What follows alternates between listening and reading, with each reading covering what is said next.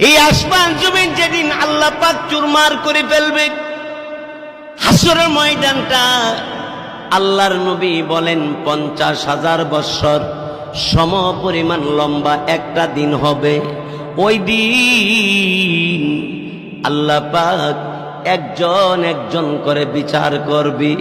আমি যুবক আল্লাহ রাব্বুল আলামিনের সামনে ওই দিন আমি যখন আল্লাহর সামনে দাঁড়াবো, আমি আল্লাহ রব্বুল আলামিনের কাছে কি জবাব দিব? আল্লাহর ভয়ে, হাসর ময়দানের ভয়ে, কবরের আযাবের ভয়ে, ওই জাহান্নামের ভয়ে আমি স্বীকার করে ফেলেছি। এই কথা বলার পরে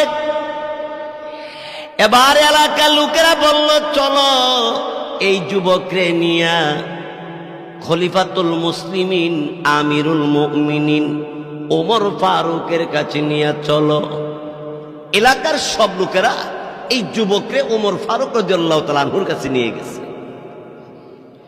বিস্তারিত ঘটনা বলার পরে ওমর ফারুক রাদিয়াল্লাহু তাআলা আনহু বললেন, কিরে যুবক, তুমি কি খুন করেছো? যুবক বলল, জি আমিরুল মুমিনিন, আমি খুন করলাম। যুবক স্বীকার করার পরে আমিরুল মুমিনিন ওমর ফারুক রাদিয়াল্লাহু তাআলা বললেন, এই যুবক, খুন করার পরে এইভাবে তুমি স্বীকার করলে কোন কারণে?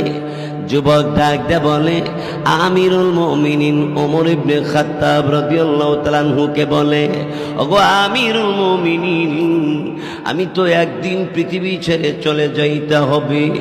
এমন কবর, যে খবরের নাই কোনো খবর, ঠিক কিনা জোরে কন।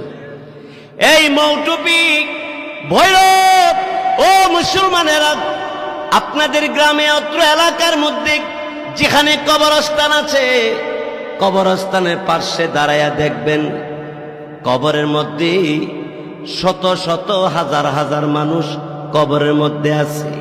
আছে না নাই? মাস্টার আছে, ইঞ্জিনিয়ার আছে, ডাক্তার আছে, সর্দার আছে, ধনী আছে,